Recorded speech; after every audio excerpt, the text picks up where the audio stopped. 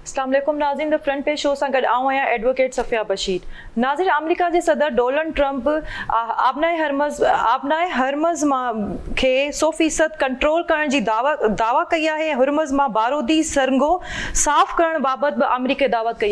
कई आहे। हाणे इहा ॿई सूरत हाल कहिड़ी आहे, इन्हनि इहा दावा छो कई आहे, इन ते तफ़सील सां ॻाल्हाईंदासीं। उन सां गॾु ट्रंप जो इहो बि चवणु आहे त ईरान जी हिन मुआशी हालत ठीकु न आहे ऐं हू कंगाल थियण जे बि वेझो आहे ऐं ईरान इन सूरत हाल खे कीअं थो ॾिसे, इन ते बि असां तफ़सील सां ॻाल्हाईंदासीं। ॿिए तरफ़ ईरान परॾेही अब्बास कराची जो बि दावा थियल आहे त अमेरिका ईरान सां ॻाल्हियुनि जी ख़ैरात घुरी रही हुई ऐं उन सूरत हाल ते ईरान कीअं पियो ॾिसे, त हीअ सॼी सूरत हाल ते असां डिस्कस कंदासीं पंहिंजे प्रोग्राम में। उन सां गॾोगॾु अगरि ईरान ऐं अमेरिका में विच में छिकताण जारी रहे थी त इन जो सॼो असरु माली वापार जी तेल ते पवंदो, छा इन सां तेल महांगो थी वेंदो ऐं अवाम खे तेल महांगे थियण ते वधीक ख़तरो पैदा थी सघे थो। हिन सॼी सूरत हाल ते असां वधीक तफ़सील सां ॻाल्हाईंदासीं। असां सां गॾु स्टूडियो में मौजूदु आहिनि असांजा सीनियर सहाफ़ी GM जमाली साहब। अचो त उन्हनि खे वेलकम कयूं था। अस्सलाम वालेकुम sir, welcome to the show. अच्छा सर, सभ खां पहिरियों तव्हां खां इहो सवाल पुछणु चाहींदसि त अमेरिका डोनाल्ड ट्रंप जेको ही 100% कंट्रोल करण जो हिकु दावा कई आहे, असल में हक़ीक़त छा आहे?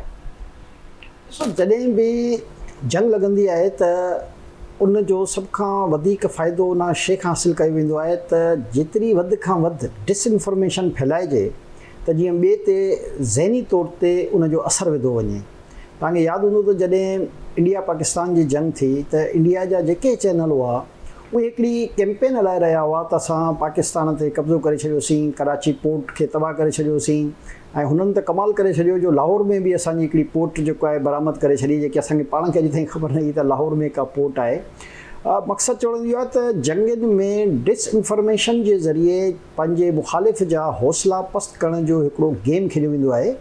ऐं उन वक़्तु इंडिया पाकिस्तान जी जंग में त रुॻो इंडियन मीडिया इहो गेम खेॾियो ऐं हुनजी हुकूमत में एतिरी ज़रूरत न हुई जो इन क़िस्म जा दावा करे सघे। पर हिते हैरान कुन ॻाल्हि इहा आहे त हर थोरी देरि खां पोइ अमेरिकी सदर डोनाल्ड ट्रंप हिकु नओं बयानु जारी कंदो आहे जंहिंमें का न का पंहिंजी फतेह जी ॻाल्हि कंदो आहे।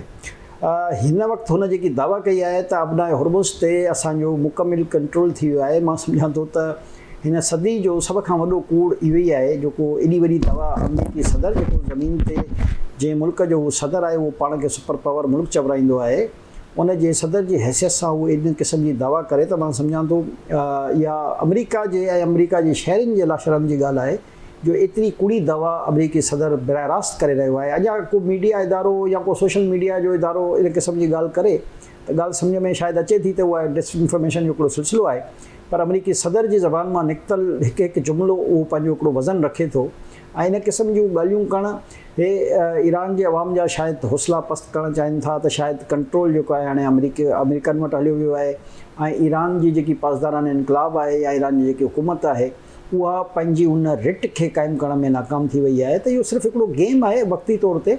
हक़ीक़त जो परे परे ताईं बि इन सां ताल्लुक़ु न आहे, छो जो आबनाए हुरमुज़ जी जेकी डायमेंशन आहे उहा इन सूरत हाल में आहे जो ईरान जंहिं वक़्तु चाहे आबनाए हुरमुज़ ते भरपूर कंट्रोल रखी बि सघे थो ऐं अञा ताईं रखियो बि वेठो आहे। 4-5 महीना जंग खे थी चुका आहिनि पर ईरान पंहिंजी उन दस्तबरदारी खे बरक़रार रखी वेठो आहे। त सभ खां वॾी ॻाल्हि आहे त घटि हथियारनि जे बावजूदि, घटि टेक्नोलॉजी जे बावजूदि, 47 सालनि जी पाबंदियुनि जे बावजूदि ईरान 4 खां 5 महीना मुस्तक़िल जेकी दुनिया में चवराईंदड़ सुपर पावर ताक़त आहे अमेरिका, उन सां जंग विड़ी रहियो आहे। कोई इहा मज़ाक़ न आहे। हज़ारनि जी तादाद में मां सम्झां थो त उन्हनि जे मुख़्तलिफ़ ठिकाणनि ते बम हया विया आहिनि ऐं तक़रीबन 20 खां मथे अहिड़ा सूबा आहिनि जेके मजमूई तौर ते 32 मां 20 सूबनि ते उन बमबारी कई आहे। ख़ासि तौर ते तेहरान ते त हज़ारनि जी तादाद में बम उछलिया जॾहिं इसराइल जंग जॾहिं शुरू थी त इसराइल ऐं अमेरिका गॾिजी करे जेकी बमबारी कई, हिन वक़्त ताईं हज़ारनि जी तादाद में बम लॻण जे बावजूदि बि ईरान जी हुकूमत, ईरान जे अवाम जा हौसला अमेरिका पस्त न करे सघियो आहे। इहा आहे ग्राउंड रियलिटी। बाक़ी अमेरिकी सदर चवंदा आहिनि त उहो उनखे उनजी पंहिंजी जेकी CIA जा पुराणा जर्नल्स आहिनि उन्हनि जो इहो चवणो आहे त हीअ पंहिंजी जेकी ज़बान आहे उन जे ई करे अमेरिका खे तमामु घणो नुक़सानु रसी रहियो आहे ऐं हीअ दवा बि जेकी आहे उनजी उन में कंहिं क़िस्म जी का सदाकत नज़र न अची रही आहे। यकीनन हिन वक़्त ताईं ईरान जो आबनाए हुरमुज़ ते मुकमिल कंट्रोल आहे ऐं जेसि ताईं ईरान खे बाक़ाइदा हू शिकस्त न ॾिए तेसि ताईं मां नथो सम्झां त ईरान पंहिंजे इन जेकी फ़ोक़ियत आहे जेकी उन आबनाए हुर्मुज़ खे ॾिनल आहे उन तां दस्तबरदार थींदो, छो जो इहा त उनजी लाइफ लाइन आहे। इहा आबनाए हुर्मुज़ ई हिकिड़ो वाहिद ज़रियो आहे जंहिं ज़रिए जे तहत हो दुनिया जी इकोनॉमी ते इहो दबाव विझी सघे थो त ईरान सां मुज़ाकरात कया वञनि। जेकॾहिं ईरान आबनाए हुर्मुज़ तां पंहिंजो कंट्रोल कमज़ोर करे वियो, उनखे लूज़ करे वियो, त पोइ ईरान खे अञा वधीक तबाही जो शिकार थियणो पवंदो। इन करे जेकी असांजी इतलात आहिनि उहा बिल्कुलु वाज़िह आहिनि त अञा ताईं ईरान आबनाए हुर्मुज़ ते मुकमिल कंट्रोल रखे थो ऐं उन जी इजाज़त खां बग़ैर उन इलाइक़े मां यानी उन आबी गुज़रगाह मां को बि जहाज़ नथो गुज़री सघे। ऐं जेके बि जहाज़ हिन वक़्तु उतां गुज़रिया आहिनि उन्हनि सभिनी बराह रास्त ईरान जे पासदारान इनक़लाब ऐं हुकूमत सां राब्ता करे उन्हनि खे अॻुवाट इंफॉर्म करे उनखां पोइ उहे जहाज़ निकिता आहिनि। यकीनन पाकिस्तान ॾांहुं बि जहाज़ आया आहिनि इन ई आबनाए हुर्मुज़ खां, चाइना ॾांहुं बि इन ई आबनाए हुर्मुज़ खां जहाज़ वञी रहिया आहिनि ऐं ॿियनि कुझु मुल्कनि ॾे बि इन ई आबनाए हुर्मुज़ खां जहाज़ वञी रहिया आहिनि, पर उहे ईरान जी मशावरत ऐं ईरान जी मर्ज़ी सां। ऐं जेके बि जहाज़ ईरान जी मशावरत या मर्ज़ी खां बग़ैर उतां लंघण जी कोशिशि करे रहिया आहिनि त उन्हनि खे वॉर्निंग्स ॾेई वापसि पियो कयो वञे। इन मां बिल्कुलु क्लियर साबित थियो आहे त ईरान अञा ताईं आबनाए हुर्मुज़ ते मुकमिल कंट्रोल रखियो वेठो आहे। जेसि ताईं ॻाल्हि आहे डोनाल्ड ट्रम्प जी, त डोनाल्ड ट्रम्प जा जेके बयान जेकॾहिं तव्हां गुज़िरियल 5 महीननि जा बयान ॾिसो त हर गुज़रंदड़ वक़्त सां गॾु उन जे बयाननि में तब्दीली नज़र ईंदी आहे। ऐं हीउ पहिरियों अमरीकी सदर आहे जंहिंजे बयाननि में एतिरो तज़ाद आहे। इन खां अॻु में जेके बि अमरीकी सदर गुज़रिया आहिनि उन जे बयाननि में तव्हांखे वधीक तज़ाद न मिलंदो हो, एक्यूरेसी ते मुश्तमिल ॻाल्हाईंदा हुआ। पर डोनाल्ड ट्रम्प जो जेकी बि बॉडी लैंग्वेज हूंदी आहे, उनजे ॻाल्हाइण जो तरीक़ेकार आहे, उहो पंहिंजे अमरीकी जेके पुराणा सदर हुआ उन्हनि खां बि तमामु मुख़्तलिफ़ आहे। ऐं उहो हर वक़्तु का अहिड़ी ॻाल्हि करे छॾींदो आहे जंहिंसां जेकॾहिं का अमन जी राह खुलण वारी बि हूंदी आहे या को मुआइदो वेझड़ाई ताईं पहुचण जी बि पोज़ीशन में हूंदो आहे, उन सां उहो बि सबोताज़ थी वेंदो आहे। ऐं जंग जेकी टलजण वारी हूंदी आहे उन में शिदत अची वेंदी आहे। ऐं हींअर जेकी ॿीहर डोनाल्ड ट्रम्प जी स्टेटमेंट आहे, मां सम्झां थो त कुझु ॾींहंनि में तव्हांखे पाण ई ख़बर पइजी वेंदी त जेकॾहिं अमरीका वटि उनजो कंट्रोल आहे उन जी दवा जे मुताबिक़, त पोइ आबनाए हुर्मुज़ मां पंहिंजा जहाज़ कढी ॾेखारनि त पोइ ख़बर पइजी वेंदी केरु केतिरी पाणी में आहे। मां सम्झां थो त ईरान जी दवा मुनासिबु आहे ऐं सच ते मुबनी आहे ऐं अमरीकी सदर जी दवा कूड़ ते मुबनी आहे ऐं कूड़ जेको आहे उहो वधीक देरि ताईं हली न सघंदो आहे। सच सभिनी साम्हूं जल्द आश्कार थी वेंदो आहे। सर, हुर्मुज़ मां बारूदी सुरंगूं साफ़ करण बाबति बि दावा कई पई वञे, त इहा इन में केतिरी हक़ीक़त आहे? ॾिसो, अॼु ताईं इन 5 महीननि जी जंग में इहे सिर्फ़ु ॻाल्हियूं ई ॿुधियूं आहिनि त आबनाए हुर्मुज़ में के बारूदी सुरंगूं विछाई वियूं आहिनि। ईरान कॾहिं इहो क़बूल न कयो आहे त आबनाए हुर्मुज़ में उन बारूदी सुरंगूं विछायूं आहिनि। इहा अमरीकी दावा है या जेकी सोशल मीडिया जे ज़रिए मुख़्तलिफ़ प्लेटफॉर्म्स ते हलंदड़ दावा है, पर इन जी तस्दीक जेको आहे अॼु ताईं कान थी सघी आहे। ऐं जेके बारूदी सुरंगूं हटाइण वारो जेको अमरीकी सदर जो बयानु आहे,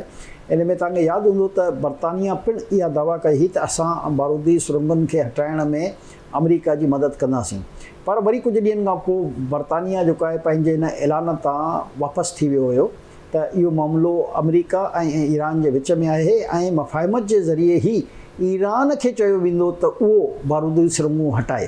पर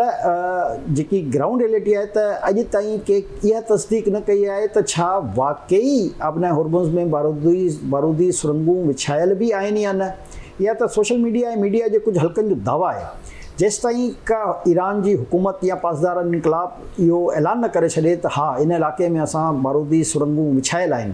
तेसि ताईं जेको आहे उन्हनि खे कढण जो सुवालु किथां थो अचे। पहिरियों त इहो फ़ैसिलो थिए न त छा ऑफिशियली ईरान चए थो त असां बारूदी सुरंगूं विछायूं आहिनि। अहिड़ी ॻाल्हि त ईरान कान कई आहे। हा, धमकियूं ज़रूरु ॾिनियूं त जेकॾहिं जंग जो दाइरो वधायो वियो ऐं ईरान ते वधीक हमला कया विया त पोइ आबनाए हुर्मुज़ में असां बारूदी सुरंगूं विछाए सघूं था। इहो जेको उन्हनि जो जुमिलो आहे इहो फ्यूचर जी ॻाल्हि करे रहिया आहिनि त जेकॾहिं मुस्तक़बिल में ईरान ते जेकी मुस्तक़िली या बमबारी हली रही आहे या न बंदि थी त उनजे नतीजे में असां बारूदी सुरंगूं विछाए सघूं था इन आबनाए हुर्मुज़ मां, त पोइ त कोई बि जहाज़ उतां न वञी सघंदो न। पर जेकॾहिं बारूदी सुरंगूं विछायल हुजनि हा त पोइ ईरान जी मशावरत सां पोइ इहे जहाज़ अची कीअं रहिया आहिनि। न पोइ पाकिस्तान में अचनि हा, न बांग्लादेश में न अचनि हा, न इंडिया में अचनि हा, न चाइना में अचनि हा, न एशिया जी ॿियनि कंट्रीज़ में अच वञु थी सघे हा। इन जो मतिलबु इहो आहे त इहा बि हिकु धमकी ज़रूरु आहे ईरान जे तरफ़ां त असां इहो कमु करे सघूं था, पर मुंहिंजी नज़र में अञा ताईं उन्हनि इहो कयो न आहे। त जॾहिं कयो ई न आहे त पोइ उनखे बारूदी सुरंगनि खे उतां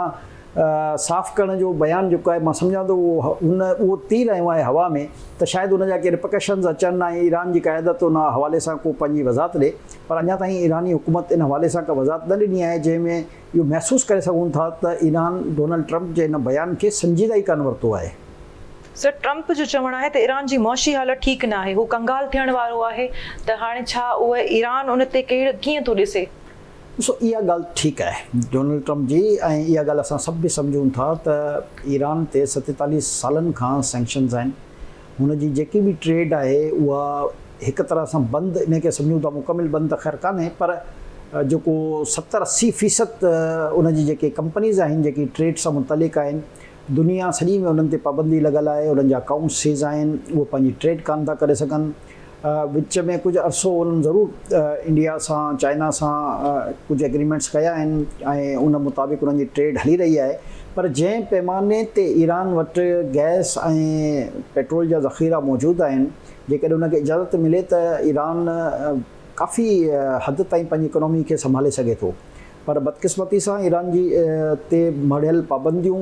हुन जी इकोनॉमी खे कमज़ोर करे वेठियूं आहिनि। इहा ई वजह आहे जो $1 जे मुक़ाबले में पहिरियों 10 लख रुपया पाकिस्तानी मिलंदा हुआ ऐं हाणे जेको आहे उहो 14 लख रुपया पाकिस्तानी जे बराबरि थी चुका आहिनि। यानी अंदाज़ो लॻाए सघो था त उन्हनि जी करंसी जेको आहे कंहिं हद ताईं डी वैल्यू आहे, ऐं उनजो कारण सिर्फ़ु ऐं सिर्फ़ु अमेरिका ई आहे जे मुस्तक़िल इहे पाबंदियूं लॻायल आहिनि। इन ॻाल्हि खां त इनकार ईरान बि कान थो करे त उन्हनि जी इकोनॉमी जेको आहे कोई एॾी वॾी स्ट्रॉन्ग आहे। ईरान ॾिसो हिकिड़ी क़ौम आहे, इकोनॉमी पंहिंजी जाइ ते, पर हुन दुनिया में इहो साबित करे छॾियो त हू बुज़दिल न आहे, हू बहादुर आहे, हू शहादत खां नथो घबराए, हू पाण खां ॾहूं वॾी ताक़त सां मुक़ाबिलो करे बि झुकण लाइ तयारु न आहे। हुन पंहिंजी डिग्निटी ते, पंहिंजे वक़ार ते, उन ते सौदेबाज़ी न कई आहे। चाहे त करे थो सघे न, हिकिड़े मिंट जो कमु आहे, जेकॾहिं ईरान चए त ठीकु आहे ऐं एटमी टेक्नोलॉजी खां दस्तबरदार थियण जे लाइ ऐलान आहियां, त ॻाल्हि ई ख़तमु थी वेंदी, पोइ ईरान खे सभु एडवांटेज बि मिली वेंदा, ईरान खे सभु इहे पाबंदियूं बि ख़तमु थी वेंदियूं, ईरान जा जेके मुख़्तलिफ़ मुल्कनि में ज़ब्त थियल असासा आहिनि उहे बि उनखे वापसि मिली वेंदा। पर ईरान पंहिंजी डिग्निटी ते सौदेबाज़ी लाइ तयारु कान्हे। इकोनॉमी यकीनन उनजी कमज़ोर आहे, पर उन कमज़ोर इकोनॉमी जे बावजूदि बि हू अमेरिका जहिड़े सुपर पावर ताक़त सां विड़ी त रहियो आहे न, त इहा ई उनजी बहादुरी आहे, दिलेरी आहे, जंहिं ते मां सम्झां थो ईरान जी हुकूमत, ईरान जे पासदारान इनकलाब ऐं ईरान जे हर आम माण्हू खे असांखे सलाम पेश करणु घुरिजे त कंहिं बि सतह ते उन्हनि में ख़ौफ़ नज़र नथो अचे। ऐं अमेरिका त हमेशह ईअं ई कयो आहे त जेके कमज़ोर मुल्क आहिनि उन्हनि खे दबाए करे, उन्हनि ते हमला करे, हुननि जी हुकूमतनि ते कब्ज़ो करे छॾियो आहे। जेकी ख़्वाहिश हुननि इन जंग में बि रखी त असां 2-3 ॾींहंनि में शायदि ईरान खे फतह करे वेंदासीं ऐं हुते पंहिंजी मर्ज़ी जी हुकूमत खणी ईंदासीं ऐं पोइ पंहिंजी मर्ज़ी जा फ़ैसिला हुतां हासिलु करे सघंदासीं, ऐं उन्हनि जी जेके वसीला आहिनि ख़ासि तौर ते तेल ऐं गैस जा, उन ते बि कब्ज़ो करे सघंदासीं। पर ग्राउंड रियलिटी जेको आहे हिन जे बरअक्स निकिती। हेतिरी महीना जारी जंग जे बावजूदि बि अमेरिका पंहिंजा नतीजा त हासिलु न करे सघियो आहे न। जेकॾहिं नतीजा हासिलु करे सघे हा त पोइ मुआदे जी ॻाल्हि न अचे हा। जेकॾहिं नतीजा हासिलु करे सघे हा त पोइ ईरान जे लाइ जेके सालिस आहिनि ख़ासि तौर ते पाकिस्तान, पोइ उनजी बि ज़रूरत पेश न अचे हा। जेकॾहिं हू कंट्रोल करे सघे हा त पोइ मुस्तक़िल बुनियादुनि ते ईरान जी अमेरिका जी पंहिंजी जेकी रिजीम आहे, जंहिंमें CIA जा जर्नल्स शामिल आहिनि, उन्हनि जी फ़ौज जा जर्नल शामिल आहिनि, उहे बार बार इहो न चवनि हा त ईरान सां जंग असांजी सोच खां वधीक असांखे ख़तरनाक बि पई आहे ऐं महांगी बि पई आहे। इन जो मतिलबु इहो आहे त हू एतिराफ़ु करे रहिया आहिनि त ईरान हिकु बहादुर मुल्क आहे ऐं जंहिं हिकु क़ौम बणिजी अमेरिका जो मुक़ाबिलो कयो आहे। त इन मां वाज़िह थिए थो त ख़यालात, ख़्वाहिशात मुख़्तलिफ़ थी सघनि था, पर ग्राउंड रियलिटीज़ जेके आहिनि उहो अञा ताईं इहो जेको नज़र अची रहियो आहे त ईरान अञा ताईं भरपूर मज़ाहिमत करे रहियो आहे ऐं हो कंहिं बि सूरत में सरेंडर थियण लाइ तयारु नाहे। जेकॾहिं सरेंडर थिए त पोइ तव्हां यकीन कयो त ईरान जी इकोनॉमी जेकी अॼु कमज़ोर आहे उहा सुभाणे कमज़ोर न रहंदी, छो जो उन जूं तमामु जेकॾहिं पाबंदियूं हटी थियूं वञनि त पोइ हुन जी ट्रेड जेकॾहिं खुली वञे त पोइ उनखे इकोनॉमी खे मज़बूत करण में त टाइम ई कान लॻंदो। ऐं इहा बदकिस्मती आहे, पाकिस्तान जी बि बदकिस्मती हिन में शामिल आहे जो ईरान सां असां पिणु हिकिड़ो मुआदो कयल आहे जेको गैस जे हवाले सां, ऐं पंहिंजी सरहद ताईं ईरान बलूचिस्तान वारी साइड ते पंहिंजी गैस पाइपलाइन विछाए बि छॾी आहे, बदकिस्मती सां अमेरिका जे ख़ौफ़ में ऐं डप में असां जेको आहे उहो पंहिंजे हदूद में पाइपलाइन विछण में नाकाम विया आहियूं ऐं जंहिंजे लाइ उहो आलमी अदालत में बि पाकिस्तान जे ख़िलाफ़ु वियो त असांखे $10 अरब जो जेको आहे हर्जानो खपे, पर वरी शायदि मथी लेवल ते उन्हनि सां के मुज़ाकरात थिया, जंहिं करे इहो मामिलो वरी अॼुकल्ह त रफ़ा दफ़ा आहे, इन में का शिदत न आहे। न त तव्हांखे यादि हूंदो त टर्की सां बि असांजो हिकिड़ो मुआदो हुयो रेकोडेक जो, जॾहिं टर्की हुकूमत आलमी अदालत में वई त आलमी अदालत असांजे ख़िलाफ़ु फ़ैसिलो ॾेई छॾियो हुयो, पर उन खां पोइ वरी टर्की हुकूमत सां, छो जो टर्की सां असांजा तमामु पुराणा वास्ता आहिनि ऐं माज़ी में पाकिस्तान टर्की जी आवाम ते ऐं टर्की जे पूरे मुल्क ते वॾा अहसान कया आहिनि। ऐं रेशमी रुमाल वारी तहरीक में मां सम्झां थो त पाकिस्तान टर्की ते उहे अहसान कया, हितां मेडिसिन्स मोकिलियूं, खाइण पीअण जो सामान मोकिलियो, पंहिंजूं ज़रूरी जेके बुनियादी ज़रूरत जूं शयूं हूंदियूं आहिनि उहे उन मोकिलियूं ऐं उनजी क़ौम जा हौसला वधाया हुआ। त उन रेशमी रुमाल जी तहरीक जे हवाले सां जेकॾहिं टर्किश तव्हां सॼो निसाब ॾिसो एजुकेशन जो, त उन में उहे बाक़ाइदा चैप्टर्स मौजूदु आहिनि पाकिस्तान जी, जंहिंमें वखाण कई वई आहे। त उन बुनियाद ते मां सम्झां थो जेको असां ते जुर्मानो लॻो उहो बि तक़रीबन $10 अरब जो जुर्मानो हुयो, पर टर्की हुकूमत जेको आहे उहो न वरितो ऐं रेकोडेक जो असां हिकु भेरो ॿीहर वरी टर्की सां ई मुआदो करे छॾियो। अहिड़े तरीक़े सां ईरान बि दबाउ विझण लाइ त इहो ज़रूरु आलमी अदालत सां रुजू कयो आहे, पर मां नथो सम्झां थो पाकिस्तान ते इन क़िस्म जो को प्रेशर विझंदा त असां उन्हनि खे हर्जाने जी सूरत में इहे पैसा भरे ॾियूं। यकीनन इहो मुआदो सिर्फ़ु ईरान जे फ़ाइदे में न आहे, इहो मुआदो पाकिस्तान जे बि फ़ाइदे में आहे, छो जो असां वटि एनर्जी जो जेको क्राइसिस आहे या जेकी महांगी असां एनर्जी पैदा करे रहिया आहियूं, अल्टीमेटली उनजो नुक़सानु असांजी इकोनॉमी खे थिए थो, असांजे आम माण्हुनि खे थिए थो। जेकॾहिं ईरान तां इहे सेक्शन्स हटी वञनि त पोइ मुआदो जेको आहे उहो ज़मीनी ग्राउंड ते अमल दरामद जे क़ाबिल बणिजी वेंदो। त असांजो पंहिंजो पाकिस्तान जो इंट्रस्ट बि इहो ई आहे त ईरान ते मड़ियल पाबंदियूं ख़तमु थियनि, त जीअं असां सस्तो तेल बि हासिलु करे सघूं ऐं गैस बि हासिलु करे सघूं। तव्हां ॾिठो हूंदो त अक्सर सोशल मीडिया ते इन शइ जी कैंपेन हले थी त सुप्रीम लीडर जेको हींअर उन्हनि जो आहे मुश्तबा आयतुल्ला ख़ामनई, उहो चई रहियो आहे त असां पाकिस्तान खे मुफ़्त में पेट्रोल ॾियण लाइ तयारु आहियूं, पर उहो अमेरिका सां पंहिंजा तालुकात ख़तमु करे। या सोशल मीडिया ते हिकिड़ी मुस्तक़िल शयूं तव्हां ॾिसी सघो था त हली रहियूं आहिनि। सुवालु इहो आहे त अमेरिकी पाबंदियुनि जे शिकार खां बचण लाइ असां इहो फ़ैसिलो करे कान था सघूं। यकीनन उन सां उन जे सस्ते पेट्रोल सां ऐं गैस सां असांखे फ़ाइदो त ज़रूरु थींदो, पर जेकॾहिं इंटरनेशनल पाकिस्तान ते पाबंदियूं लॻी थियूं वञनि, असांजी बि कंपनियुनि ते या असांजे बि ट्रेड ते इन क़िस्म जूं के पाबंदियूं लॻी थियूं वञनि, त जेकी पाकिस्तान जी इकोनॉमी अॼु जंहिं सूरत हाल में आहे, गो के एॾो असांजी स्ट्रॉन्ग इकोनॉमी अॼु बि कान बीठी आहे, पर जेतिरी जंहिं बि हद ताईं बीठी आहे उहा बि डैमेज थी वेंदी। इन करे कुझु फ़ैसिला अहिड़ा हूंदा आहिनि जेके ख़ुशी सां मञिबा आहिनि ऐं कुझु फ़ैसिला अहिड़ा हूंदा आहिनि जेके मजबूरी सां मञिबा आहिनि। त असांजी मजबूरी इहा आहे जो असां जेसिताईं सैंक्शन्स ख़तमु नथियूं थियनि ईरान ते, उन खां तेल ऐं गैस जा ऑफिशियल मुआदा नथा करे सघूं। हा, बलोचिस्तान जे कुझु इलाइक़नि में ज़रूरु स्मगलिंग थी, उते डीज़ल ऐं तेल वग़ैरह पहुचंदो आहे, पर उहो गैर क़ानूनी हूंदो आहे ऐं उन सां असांजी इकोनॉमी खे नुक़सानु थींदो आहे। पर मजबूरी आहे, छो जो बलोचिस्तान जा कुझु इलाइक़ा अहिड़ा आहिनि जंहिंजी सरहद बिल्कुलु ईरान सां गॾु आहे, ऐं जेकॾहिं हितां खां कोयटा खां या पाकिस्तान जे कंहिं ॿिए इलाइक़े खां उते इहो सामान मोकिलाइण बि चाहियो त उनजी कॉस्ट जेको आहे तमामु महांगी थींदी आहे ऐं उतां जा ग़रीब माण्हू उनखे अफोर्ड न करे सघंदा। इन करे कुझु हद ताईं स्मगलिंग जेको आहे असांजा इदारा पंहिंजा उन में रिलैक्स कंदा आहिनि, त जीअं उतां इलाइक़नि में रहंदड़ आवाम खे सस्तियूं शयूं आसानी सां मिली सघनि। त चवण जो मक़सदु इहो आहे त अमरीकी दावा छा बि हुजे, ग्राउंड रियलिटी खे दावा तब्दील न करे सघंदी आहे। ग्राउंड रियलिटी हूंदी आहे। ऐं ईरान हिन वक़्त ताईं जेको अब्बास इराक़ची जो बि तव्हां जेकॾहिं बयानु ॾिसो त हुननि जे लचक न आहे, या कालीबाफ जा जेको स्पीकर आहे ईरानी सुप्रीम काउंसिल जो, उन जा जेको बयानु आहे पार्लियामेंट जो जेको स्पीकर आहे बाकर कालीबाफ, उन में लचक नज़र नथी अचे। हिन जो मतिलबु त हू डिॼण ऐं घबराइण जे लाइ तयारी न आहिनि, या उहो सरेंडर करण लाइ तयारु न आहिनि। बराबरी जी बुनियाद ते मज़ाकरात कराइणु चाहिनि था, ऐं इहो हिकिड़ो सुठो सवण हूंदो आहे, छो जो मज़ाकरात थियणु घुरिजनि। अल्टीमेटली केतिरो बि नुक़सानु थी वञे, पर आख़िर में टेबल टॉक जे ज़रिए ई मसइला हल थींदा। ऐं जेकॾहिं ईरान उन में नरमी ॾेखारे थो त अमेरिका खे बि घुरिजे त हू पंहिंजूं जेके उन सख़्तु शर्तुनि जी डिमांड कयल आहे उन मां उनखे कुझु बैक करणो पहुचे, त जीअं दुनिया में अमन थी सघे, दुनिया जी इकोनॉमी बहितर थी सघे, दुनिया में ट्रेड खुले। हींअर ॾिसो न, सॼी दुनिया जी इकोनॉमी विछड़ी वई आहे, यानी हर मुल्क पंहिंजी हिकिड़ी अनसर्टेनिटी में फैलियल आहे। तव्हां यूरोप जी इकोनॉमी ॾिसो, उहा केतिरी हेठि वञी रही आहे। तव्हां बर्तानिया जी इकोनॉमी ॾिसो, केतिरी हेठि वही रही आहे। ख़ुदि अमेरिका जी पंहिंजी इकोनॉमी जेको आहे हेठि हली रही आहे। उते महांगाई जो जेको शरह आहे उहो तमामु वधी रहियो आहे, आम माण्हू उते बि परेशान आहिनि। पर ख़बर न अमरीकी सदर खे आख़िर यहूदी लॉबी जो केतिरो दबाव आहे ऐं इसराइल जी मोहबत में हू केतिरी हद ताईं अॻिते वञे थो, जो न उहो जंग ख़तमु करे रहियो आहे बल्कि रोज़ जी बुनियाद ते हिकु अलॻि नोयत जी धमकी ॾेई रहियो आहे। ॾिसो धमकियुनि सां मुल्कनि खे, अहिड़नि मुल्कनि खे त तव्हां डिॼारे सघो था, जीअं वेनेज़ुएला जे सदर खे जेको आहे उहो रातो राति बंदी बणाए ऐं जहाज़ में खणी हलिया विया। पर ईरान हिकु तमामु वॾो ताक़त रही आहे ऐं 5000 सालनि खां बि मथे, बल्कि 7000 सालनि जी हुननि जी हिकिड़ी तारीख़ आहे। ऐं करबला जे वाक़े खां तव्हां ॾिसो त हू ईरान झुकण वारो मुल्क त न रहियो आहे कॾहिं बि। हुनजी जेकॾहिं हिस्ट्री पढ़नि, हुनजी डायमेंशन ॾिसनि त ईरान कॾहिं बि, हालांकि 8-8 साल हुनजी इराक़ सां जंग हली, सऊदी अरब सां जंग हली, मूंखे मुस्लमान मुल्कनि सां बि जंग हली, पर हू सरेंडर न कंदो आहे, जेकी हिन जी हिस्ट्री आहे। त अहिड़े तरीक़े सां अमरीकी सदर खे हिस्ट्री पढ़णु घुरिजे, हिस्ट्री मां सिखणु घुरिजे ऐं उन हिस्ट्री खे मद्देनज़र रखंदे उन ते पंहिंजा बयाननि ते ख़ासि तौर ते कंट्रोल करणु घुरिजे, छो जो सुठी तरफ़ जेकी पेशरफ़्त आहे उहा बि ख़राबु सिमत में हली वेंदी आहे। त इन करे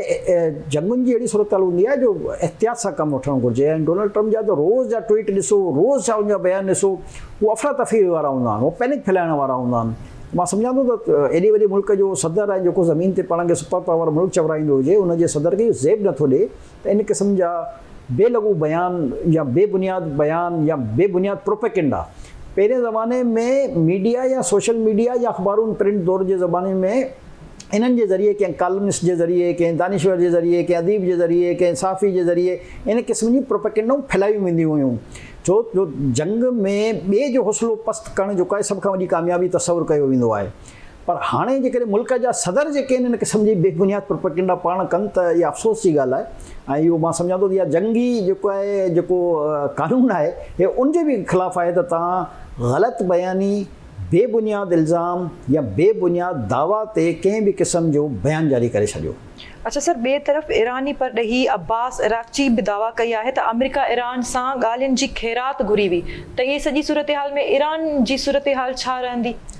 ॾिसो न, इहो ई मां चई रहियो हुउसि त अब्बास अराक़ची जो जेकॾहिं तव्हां बयानु ॾिसो त उहो तमामु टफ आहे ऐं उन मां तव्हांखे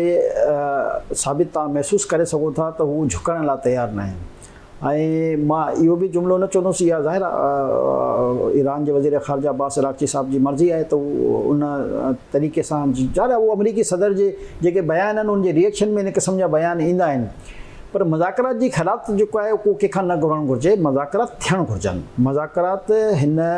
दुनिया में अमन क़ाइमु करण लाइ थियणु घुरिजनि, हिन दुनिया में इंसानियत खे बचाइण लाइ थियणु घुरिजनि, हिन दुनिया जी इकोनॉमी खे बचाइण लाइ थियणु घुरिजनि। हिन दुनिया में ॾिसो सिर्फ़ु इहे 2 मुल्क त न आहिनि न, पर ॿिनि मुल्कनि जी जंग जे नतीजे में तव्हां हालत ॾिसो त हर मुल्क परेशान आहे। मशरिक़ वुस्ता सॼो परेशान आहे, एशिया सॼो परेशान आहे, यूरोप सॼो परेशान आहे, ख़ुदि अमरीका बरतानिया सभु परेशान आहे, यानी ओवरऑल वर्ल्ड जेको आहे दुनिया पूरी परेशान लॻी पई आहे। त मुज़ाकरात थियणु घुरिजनि, मुज़ाकरात बराबरी जी बुनियाद ते थियणु घुरिजनि, जेकी ईरान जी डिमांड आहे, जेकी जाइज़ डिमांड आहे। अमरीका गुंडागर्दी जे ज़रिए मुज़ाकरात चाहे थो, जेके ईरान मञण लाइ तयारु न आहे। ऐं इन ई मां सम्झां थो त रिएक्शन में ईरान जे वज़ीर ख़ारजा अब्बास अराक़ची इहो बयानु ॾिनो आहे त हुन असां खां मुज़ाकरात जी ख़ैरात घुरी,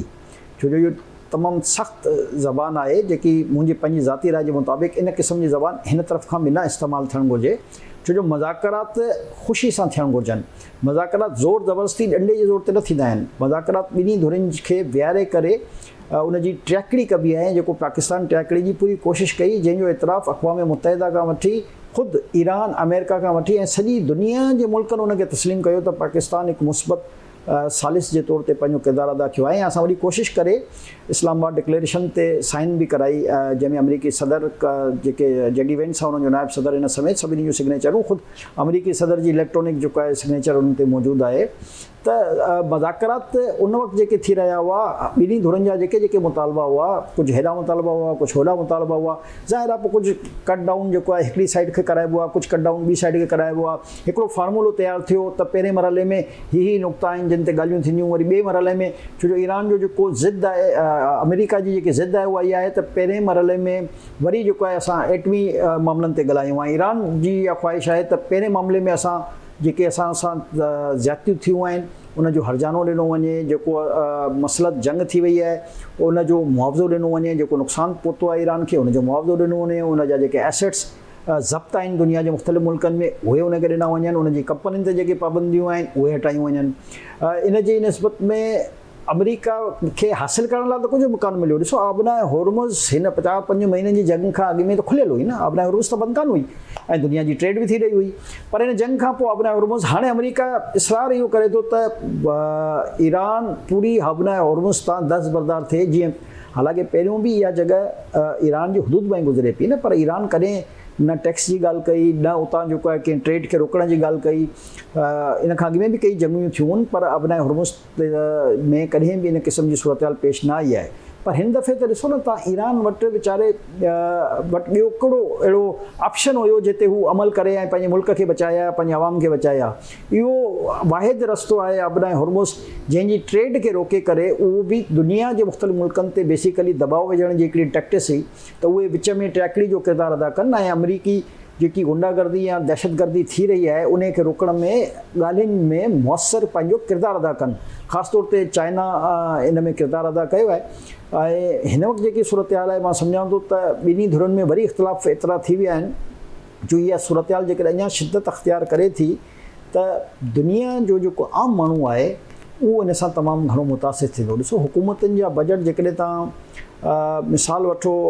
अरब कंट्रियुनि जी, त उन्हनि सभिनी जी जेके हुकूमतूं आहिनि उहे स्टेबिलिटी ते मुश्तमिल आहिनि, पर जेके उते आम माण्हू आहे उहो तव्हांखे स्टेबल नज़र न ईंदो। मिसाल जे तौर ते जेकॾहिं असां ओमान जी करंसी जी ॻाल्हि कयूं त हू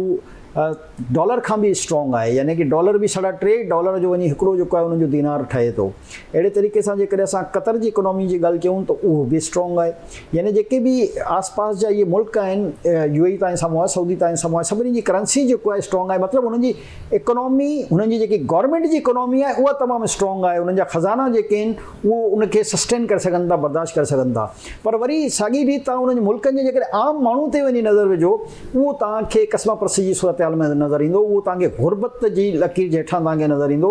उनखे उहा सहूलियत ई कान थी मिली सघे जेकी ट्रेड खुलण सां उनखे मिलंदी आहे। ऐं ट्रेड बंदि थियण सां वरी जेके उते महांगाई जो हिकु त उनजी आमदनी घटि आहे। असां पाकिस्तान जे बारे में त ॻाल्हियूं इलाही कंदा आहियूं, पर जेकॾहिं तव्हां उन मुल्कनि में कुझु मुल्कनि खे छॾे करे उन मुल्कनि जी जेकॾहिं तव्हां आम माण्हू जी वञी आमदनी चेक कयो त तव्हां हैरान थी वेंदा त उन्हनि जे अख़राजात जे मुक़ाबले में हुननि जी आमदनी बि मीट कान कंदी आहे। पर उते जेके वज़ीफ़ा जा तरीक़ेकार आहिनि,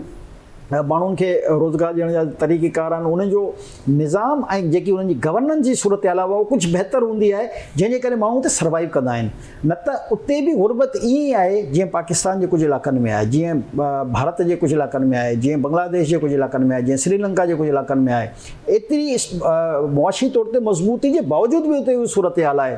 त ईरान जो त तव्हां अंदाज़ो लॻाए सघो था त 47 सालनि खां सैंक्शन हुजे, उनजी इकोनॉमी जेकॾहिं तबाह बर्बाद लॻी पई आहे त उनजो रीज़न बि त अमेरिका ई आहे न, उनजो रीज़न बि यूरोपीय मुल्क आहिनि न। इन्हनि पाबंदियूं लॻायल आहिनि न। जेकॾहिं इहे पाबंदियूं न लॻाइनि त उनजी इकोनॉमी छो कमज़ोर थिए आहे? हुते त बादशाहतूं रहियूं आहिनि, हज़ारनि सालनि खां उन्हनि जी हिकिड़ी तारीख़ थी हले। ऐं ईरान त कंहिं ज़माने में तव्हां ॾिसो त इकोनॉमी जो जेको आहे हब चवरायो वेंदो, माण्हू तिजारत लाइ जेको आहे उहो ईरान ईंदा वेंदा हुआ। अॼु बि ईरान जूं प्रोडक्ट्स जेके आहिनि उहे लोकल्स आहिनि। अॼु बि ईरान जाइज़ तरीक़े सां या नाजाइज़ तरीक़े सां दुनिया जे मुख़्तलिफ़ मुल्कनि में ट्रेड करे ई रहियो आहे, पर उनजो फ़ाइदो बेनिफिशरी, छो जो उहो थ्रू स्मगलिंग थींदी आहे, उनजो बेनिफिशरी जेको आहे ईरान एज़ मुल्क न थींदो आहे। उतां जा कुझु वापारी थी सघनि था, उतां जा माण्हू थी सघनि था, पर मुल्क जेको आहे उनजो बेनिफिशरी वधीक न थी सघंदो आहे। त जेकॾहिं अमेरिका पंहिंजी होॾ तां हटे ऐं मज़ाकरात जे सीरियस रस्ते ते अचे त मां सम्झां थो इन सां दुनिया पूरी जो भलो थींदो, दुनिया पूरी में अमन क़ाइमु थींदो, दुनिया पूरी में इकोनॉमी जो जेको साइकिल आहे उहो बहितर अंदाज़ में हली सघंदो, उन्हनि जा फिथा सुठे अंदाज़ में हली सघंदा ऐं आम माण्हुनि जे लाइ आसानियूं पैदा थींदियूं। पर हिननि जी इन जंग जे करे अॼु दुनिया जो हर माण्हू लाइ मुश्किलात पैदा थी चुकियूं आहिनि, हर माण्हू परेशान लॻो पियो आहे। ऐं ख़बर न आहे डोनाल्ड ट्रम्प खे इहा ॻाल्हि छो नथी सम्झ में अचे त सॼी दुनिया रिक्वेस्ट करे रही आहे। तव्हां ॾिसो त यूरोप जो हर मुल्क रिक्वेस्ट करे रहियो आहे त भई जंग बंदि कयो, बसि ख़तमु कयो ऐं मामलनि खे जेको आहे ॻाल्हियुनि जे ज़रिए हल कयो।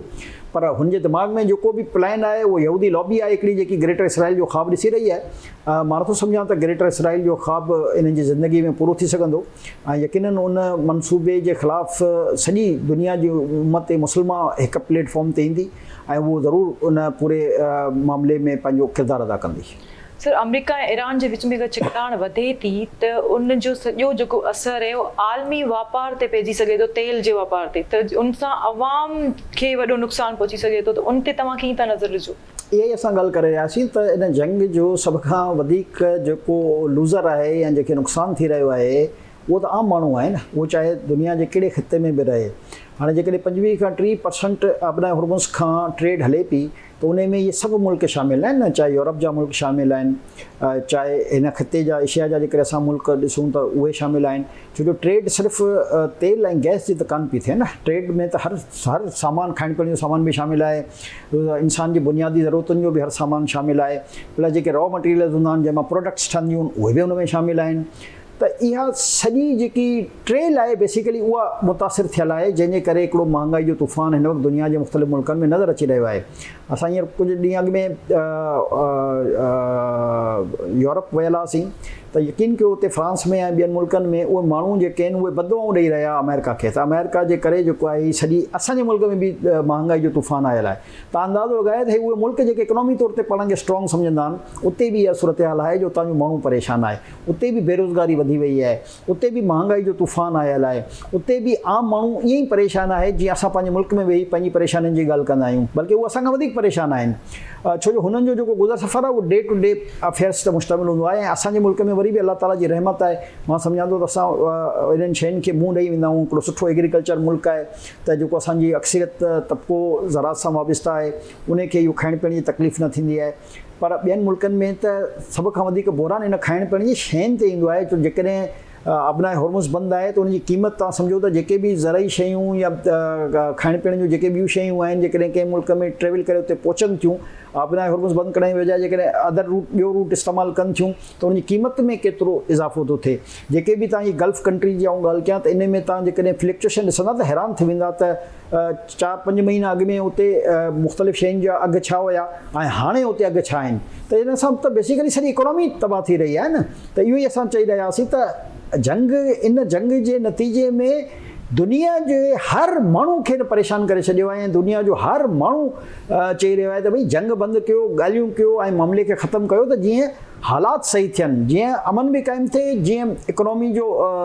साइकिल हले ऐं जेकी महांगाई जो तूफ़ान हिन वक़्तु अची चुको आहे इन में कुझु घटिताई थिए। छो जो जॾहिं तेल ऐं गैस जी क़ीमत घटि थींदी त यकीननि जेकी प्रोडक्ट्स आहे उन्हनि जो बि क़ीमतूं ऑटोमेटिक ख़तमु थींदियूं, चाहे उहे प्रोडक्ट्स ज़रात सां मुश्तमिल हुजे, ॿी कंहिं सनत सां मुश्तमिल हुजे, हर शइ में। छो जो हाणे जेकॾहिं महांगो तेल ऐं गैस तव्हां वठी करे का प्रोडक्ट ठाहियो था त ऑटोमेटिक उनजी क़ीमत वधी थी वञे, पर जेकॾहिं हिन में घटिताई ईंदी त ऑटोमेटिक सभु प्रोडक्ट्स जूं क़ीमतूं कुझु घटि अची वेंदियूं, त आम माण्हू खे त रिलीफ मिली सघंदो न। सर, यमन में हौसियुनि जे इतिहाद ते बि हमला जारी आहिनि ऐं बंदरगाह खे बि निशानो बणायो पियो वञे, त इन ते कहिड़ा असर पहुची सघनि था? ॾिसो, इहा ज़ाती वारी ॻाल्हि आहे। यमन जा हौसी मां सम्झां थो त मुस्लमान आहिनि ऐं उन्हनि खे एहतियात बरतणु घुरिजे। हिन वक़्त ताईं सऊदी अरब तमामु मां सम्झां थो त तहमुल जो मुज़ाहिरो कयो आहे, ऐं जंहिं तरीक़े सां उन्हनि जी रिफाइनरी खे यमनी हुसैन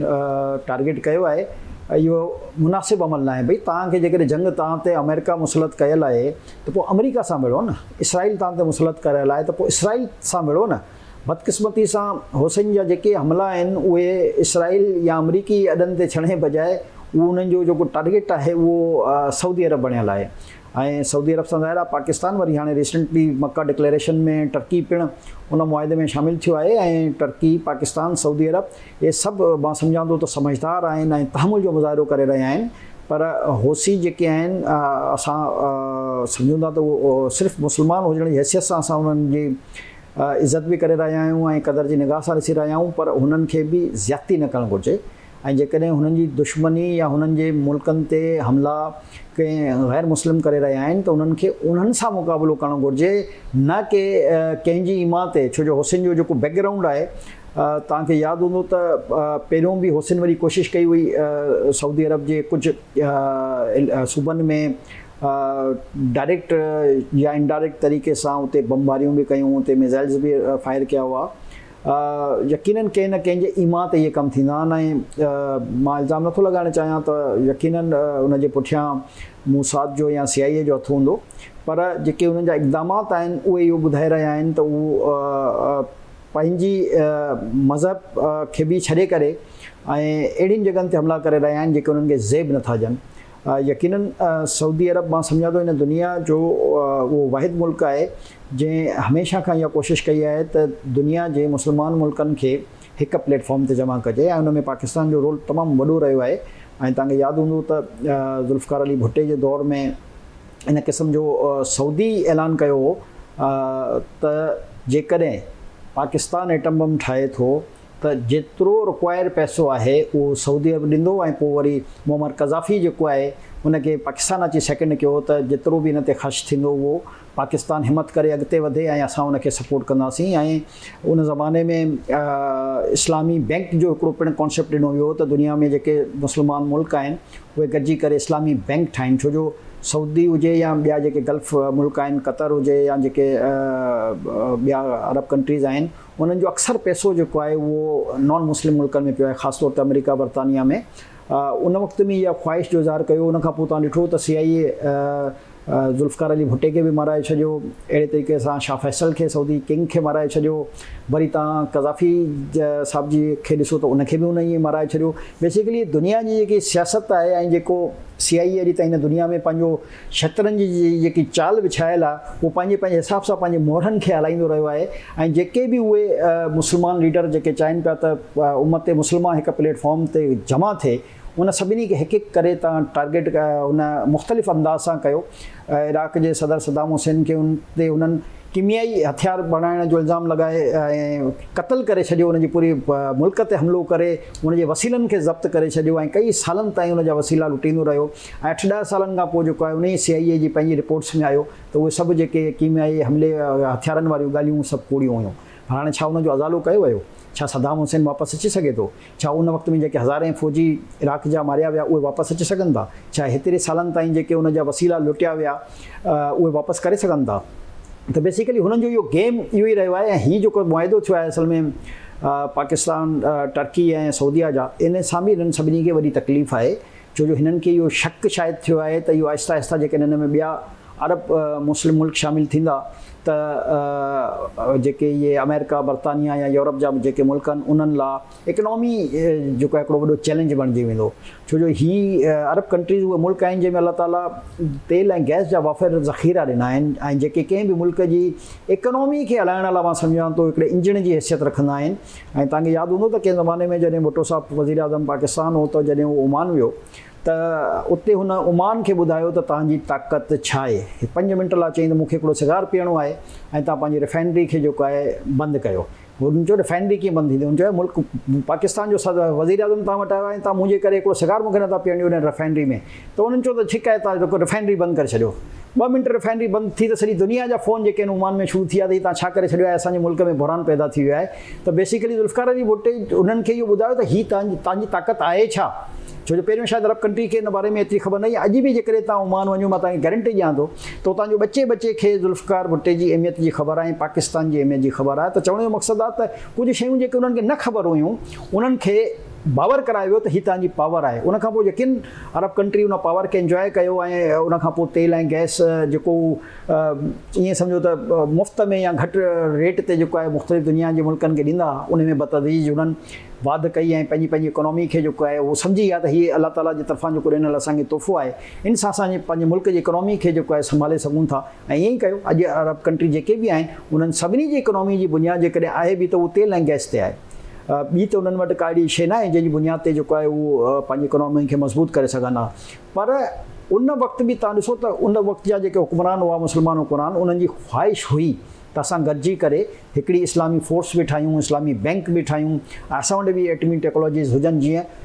नॉन मुस्लिम वटि मौजूदु आहिनि। ऐं उन में वरी वाहिद अल्लाह ताला पाकिस्तान खे इहो शर्फ़ बख़्शियो जो पाकिस्तान एटमी ताक़त बणिजी वई। जीअं तीअं करे बि असां अॼु चई सघूं था त असां 7वीं एटमी ताक़त आहियूं। ग्राउंड रियलिटी इहा ई आहे। इन करे मां सम्झां थो त हुसैन जे पुठियां बि यकीनन को न को अहिड़ो ग्रोह हूंदो। मां फ़िलहालु इल्ज़ाम नथो लॻाइणु चाहियां मोसाद या CIA ते, पर मुंहिंजो इहो ज़ाती ओपिनियन आहे त को न को अहिड़ो मक़सदु ज़रूरु हूंदो जो हुननि अचानक जेको आहे सऊदी अरब ते जेके पंहिंजा हमला वधाए छॾिया आहिनि, उन्हनि जी बंदरगाहुनि खे हेठि था कनि, उन्हनि खे जीअं रिफाइनरीज़ ते हेठि था कनि त जीअं उन्हनि जा जेके इहे ज़ख़ीरा आहिनि उन्हनि खे नुक़सानु पहुचाए सघिजे। त मुंहिंजी KTN पंहिंजे TV चैनल सां अपील हूंदी हुसैन खे बि त हू तहमुल जो मुज़ाहिरो कनि, एहतियात कनि ऐं जिन सां विढ़णो आहे उन्हनि सां विढ़नि। असां सभु उन्हनि सां गॾु हूंदासीं, पर कंहिंजे चवण ते पंहिंजे मुस्लमान भाइरनि खे नुक़सानु पहुचाइणु इहो हिकिड़ो गैर मुनासिब अमल आहे। सर, हुसैन जे हमले में हिकु पाकिस्तान शहीद थियो आहे, उन्हनि खे तव्हां कीअं था ॾिसो? ॾिसो ज़ाहिर आहे जॾहिं इन क़िस्म जा हमला थींदा आहिनि त दुनिया जे गल्फ कंट्री या दुनिया जे कई मुल्कनि में वॾी तादाद में पाकिस्तानी आहिनि ऐं 1973 खां पोइ पाकिस्तानियुनि जी वॾी तादाद जेको आहे दुनिया जे मुख़्तलिफ़ मुल्कनि में ख़ासि तौर ते अरब मुल्कनि में जेके असांजा प्रोफेशनल्स हूंदा आहिनि उहे चाहे उहो इलेक्ट्रिशियन जी सूरत में हुजनि प्लम्बर जी सूरत में हुजनि मज़दूर मिस्त्रियुनि जी सूरत में हुजनि या जेके बि टेक्निकल शोबा आहिनि उन्हनि जी सूरत में हुजनि वॾी तादाद में लखनि जी तादाद में पाकिस्तानी ख़ासि तौर ते गल्फ न्यूज़ में हूअं त ख़ैर सॼी दुनिया में फैलियल आहिनि पर गल्फ न्यूज़ जी जेके असां ॻाल्हि कयूं त उते वॾी तादाद में आहिनि ऐं उनजो आगाज़ बि सऊदी अरब ऐं ओमान ऐं इन मुल्कनि खां थियो हुयो उन ज़माने में ख़ासि तौर ते सऊदी अरब में असांजी पाकिस्तानियुनि जी वॾी तादाद हुई उनखां पोइ वरी ॿियनि आहिस्ता आहिस्ता अरब कंट्रीज़ में बि पाकिस्तानियुनि जी वॾी तादाद उते थी त इहो जंग में तव्हां जेकॾहिं UAE ते ॾिसो जेके ईरान मिज़ाइल हया उन में पाकिस्तानी शहीद थिया हुआ जो ज़ाहिर आहे हर जॻह ते पाकिस्तानी मौजूदु आहिनि त उहो ज़ाहिर आहे उन्हनि जी शहादत बि त हुसैन जी ॻिची में आहे न ऐं मुस्लमान खे इहो हक़ु हासिलु न आहे त उहो कंहिं मुस्लमान खे क़तलु करे जेकॾहिं नॉन मुस्लिम जे हथां तव्हां क़तलु थियो बि था त तव्हांखे अलाह ताला वॾो रुतबो ॾिनो आहे हिकिड़ो शहादत जो पर जेकॾहिं मुस्लमाननि जे हथां पर ज़ाहिर आहे उहो बेगुनाह शहीद थियो आहे उते जेको आहे मां सम्झां थो त हुसैन ज्यादती कई आहे ऐं सऊदी अरब खे निशानो न बणाइणु घुरिजे आहे सऊदी अरब जी कंहिं बि इलाइक़े खे पर पाकिस्तानी ज़ाहिर शहीद थियो आहे असां ते खे उन ते अफ़सोस आहे ऐं वरी असां अपील कंदासीं हुसैन खे त हू थोरो एहतियात सां कमु वठनि ऐं सोची सम्झी पंहिंजा फ़ैसिला कनि छो जो अल्टीमेटली जेकॾहिं सुभाणे का वॾी जंग लॻे थी जेकी इस्लाम ऐं कुफर जे विच में हूंदी त ज़ाहिर आहे इन सभिनी खे हिकु प्लेटफॉर्म ते अचिणो ई पवंदो त इख़्तिलाफ़नि खे उन हद ताईं न खणी वञनि जो वरी पोइ वापसी जो रस्तो न बचे सऊदी अरब ऐं उनजे इतिहादी हुसैन जे हमले ते केसि ताईं ख़ामोश रहंदा इहो त सऊदी अरब जेतिरो तहमुल जो मुज़ाहिरो करे रहियो आहे गो के ईरान बि उन ते काफ़ी मिज़ाइल्स अटैक कया पर उनजे बावजूदि बि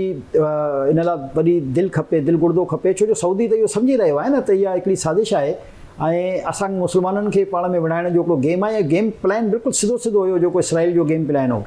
असांखे बि तकलीफ़ इहा ई पई थिए त एतिरा हमला जेके आहिनि उहे इसराइल ते शिदत सां न कया विया जेतिरा इन मुस्लमान मुल्कनि ते कया विया त उन ते ज़ाहिर असांखे बि एतिराज़ त आहे पर छो जो ईरान हिकिड़ी जंग जी सूरत हाल में हो इन करे असां हुन ते कमेंट न कंदासीं पर जंग जंहिं तव्हां ते मुसलत कई हुजे उसूल इहो थो चए त तव्हां उन सां जंग विढ़ो न उनजो बहानो बणाए करे तव्हां कंहिं ॿिए ते जंग मुसलत करे छॾियो जेकॾहिं ख़ुदा न ख़ास्ता सऊदी अरब कतर UAE या ॿिया मुल्क बि पंहिंजे चवनि त असांजे मुल्क ते तव्हां हमिलो कयो आहे ऐं अक़वाम मुतहिदा जे करारदाद जे मुताबिक़ जेको आहे असांखे इहा हक़ु हासिलु आहे त असां हुनजो जवाबु ॾियूं त अल्टीमेटली थींदो छा मुस्लमाननि जी पाण में जंग शुरू थी वेंदी मुस्लमान यानी की हिकु तरफ़ बि मुस्लमान शहीद थींदा त ॿिए तरफ़ बि मुस्लमान शहीद थींदा पोइ असां शहीद चवंदासीं कंहिंखे हिकु तरफ़ जेकॾहिं नुक़सानु थो थिए उहो बि इस्लाम जो नुक़सानु थो थिए ॿिए तरफ़ नुक़सानु थो थिए उहो बि इस्लाम जो मुस्लमाननि जो नुक़सानु थो थिए त इन करे मां सम्झां थो सऊदी अरब वॾी तहमुल जो मुज़ाहिरो कयो आहे ऐं होसी हुजनि या ईरान हुजे सभिनी खे इहो ख़्यालु करणु घुरिजे त कंहिंजे बि तहमुल खे कमज़ोरी न सम्झणु घुरिजे कॾहिं बि तहमुल जो लेवल आहे छो इस्लाम में बि चयो वियो आहे त सबर जो दामन न छॾियो त मां सम्झां थो इहा वॾी ॻाल्हि आहे जो वॾी हद ताईं सऊदी हुजे या ॿिया बि जेके अरब मुल्क जिन ते हमला थिया उन्हनि सभिनी ई सबर जो मुज़ाहिरो कयो आहे सिर्फ़ु इन करे जो उहे सम्झी रहिया आहिनि त इन जे पुठियां जेको गेम आहे छो जो जेकॾहिं मुस्लमाननि जो जहिड़ो थी वियो पोइ त अमेरिका ऐं इसराइल लाइ मिंट जो कमु हूंदो न पोइ इहो ग्रेटर इसराइल बि ठही वेंदो पोइ अमेरिका जो हिन पूरे ख़िते ते राज बि क़ाइमु थी वेंदो छो जो असांजा पाण में इख़्तिलाफ़ ऐं माज़ी में ईअं ई थियो आहे जेकॾहिं सल्तनत उस्मानिया तबाह थी आहे उहो इन ई मुस्लमाननि खे विढ़ाए करे थी हुई ईअं अची बर्तानिया जो काई कब्ज़ो न करे छॾियो हुयो या बर्तानिया ईअं जंग कान पई खटी सघे जेसि ताणी असांजे पंहिंजे अंदरि गद्दार पैदा न थींदा आहिनि जेसि ताणी जेको आहे को ॿियो ॿाहिरि वारो तव्हांखे नुक़सानु न पहुचाए सघंदो आहे अहिड़े तरीक़े सां सल्तनत उस्मानिया में ईअं कयो वियो मुग़लनि जी हुकूमत में बि मां तव्हां जेकॾहिं हिस्ट्रियूं खणो त मुस्लमाननि जी हिस्ट्रियुनि में तव्हांखे ॾींदो हिकिड़े खे ॿिए सां विढ़ाए करे ई हे नॉन मुस्लिम असां ते हावी थी सघनि था पर जेकॾहिं सभु मुस्लमान हिकु प्लेटफॉर्म ते अची वञनि त तव्हां यकीन कयो कोई बि मुस्लमाननि जो मुक़ाबिलो करण जी पोज़ीशन में ई न आहे सर अमेरिका ऐं ईरान जे विच में ॻाल्हियुनि जा कहिड़ा इम्कान आहिनि ॾिसो ॻाल्हियूं त थींदियूं देर बद या सवेर ॻाल्हियुनि खां बग़ैर त इहो मसइलो हल थी कान थो सघे पर हाणे ॻाल्हियूं घटि नुक़सान खां अॻु में थियूं थियनि या वधीक नुक़सान खां पोइ थियूं थियनि, इहो चवणु थोरो ॾुखियो आहे। छो जो अमरीकी सदर जा जेके मुस्तक़िल बयान आहिनि उहे मामले में चवंदा आहिनि त बाहि खे विसाइण जे बजाए उन बाहि खे भड़काइण लाइ वधीक तेल विझण वारा आहिनि। त ज़ाहिर आहे सूरत हाल हिन वक़्तु असां इहो नथा चई सघूं, पर अल्टीमेटली चाहे हिकु धुर खे वॾो नुक़सानु पहुचे या ॿी धुर खे वॾो नुक़सानु पहुचे, अल्टीमेटली मामला थींदा ई टेबल टॉक जे ज़रिए हल। सर होसिन जी सऊदी इतिहाद ते बंदरगाह ते हमला ख़त्ते जी सूरत हाल ते त कोन पिया थियनि? ॾिसो ख़िते जी सूरत हाल ते त फ़र्क़ु पइजी सघे थो। ज़ाहिर आहे जेकॾहिं सऊदी जी मुआशी हदुनि ते तव्हां हमला कंदा, उन्हनि जी रिफाइनरीज़ ते कंदा, उन्हनि जी बंदरगाहनि ते कंदा, त अल्टीमेटली जेको आहे उन सां सॼे ख़िते खे नुक़सानु त पहुचो। छो जो सऊदी हिन वक़्तु सभ खां वधीक तेल सप्लाई करण वारो मुल्क आहे। त ज़ाहिर आहे उनजी जेकॾहिं तव्हां, ऐं मूंखे बि इहो इन ई करे ऐं शक वारी जो इज़हार कयो त होसिन जे पुठियां बि अलाह न करे इहो शक आहे असांजो, ऐं अलाह न करे इहो शक जेको आहे उहो यकीन में तब्दील थिए त पुठियां CIA या मोसाद जी जहिड़ी एजेंसियूं जेके आहिनि उनजे पुठियां आहिनि। छो जो माज़ी जूं रिपोर्ट्स ख़ुदि इसराइल जी जेकी लीक थी रिपोर्ट उन में यानी कि उहा सच आहे कूड़ आहे, मां चवंदो अॼु बि अलाह खे ख़बर, पर उन में इन हद ताईं लिखियलु हुयो त फ़लस्तीन जा जेके अॻुवान हुआ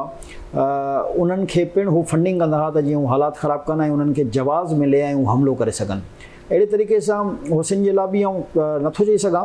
अलाह न करे इहो असां त शक जो इज़हार कयो आहे, पर जेकॾहिं इहा सूरत हाल वाक़ई हुई त पोइ जेको नुक़सानु असांखे अमरीका इसराइल अॼु ताईं मुस्लमाननि खे न पहुचाए सघियो आहे, उहो यकीननि पोइ इन हरकतनि सां जेको आहे असांखे वॾो नुक़सानु पहुचंदो ऐं डैमेज थींदासीं। ओके, थैंक यू जमाली साहब। त जी नाज़रीन, इहो अॼु असांजो प्रोग्राम।